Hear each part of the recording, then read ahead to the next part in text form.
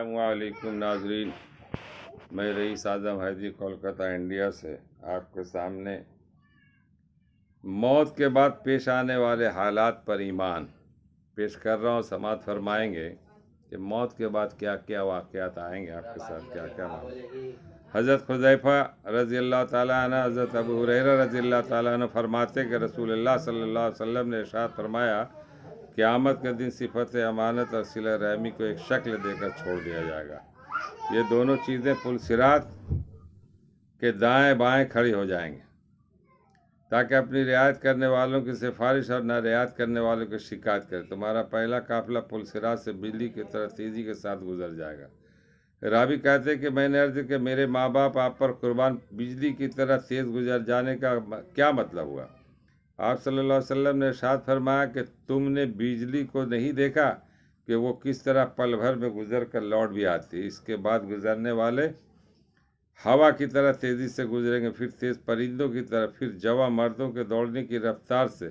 غرض ہر شخص کی رفتار اس کے اعمال کے مطابق ہوگا، اور تمہارے نبی صلی اللہ علیہ وسلم پل صراط پر کھڑے ہو کر کہہ رہے ہوں کہ اے میرے رب، ان کو سلامتی سے گزار دیجئے، ان کو سلامتی سے گزار دیجئے۔ یہاں تک کہ ایسے لوگ بھی ہوں گے جو اپنے اعمال کی کمزوری کی وجہ سے پل صراط پر گھسٹ کر ہی چل سکیں گے۔ پل صراط کے دونوں طرف لوہے کے آنکڑے لٹکے ہوئے ہوں گے، جس کے بارے میں حکم دیا جائے کہ وہ اس کو پکڑ لیں گے۔ بعض لوگوں کو ان آنکڑوں کی وجہ سے صرف خراش آئے گی تو وہ نجات پائیں گے، اور بعض جہنم میں دھکیل دیے جائیں گے۔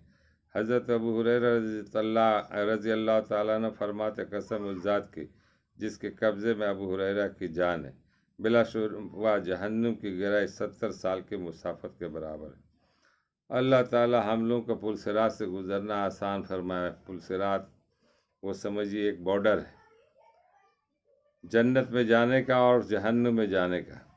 اگر آپ کے اعمال اچھے ہیں تو آپ بہت ہی اطمینان اور سکون اور تیزی کے ساتھ آپ گزر جائیں گے۔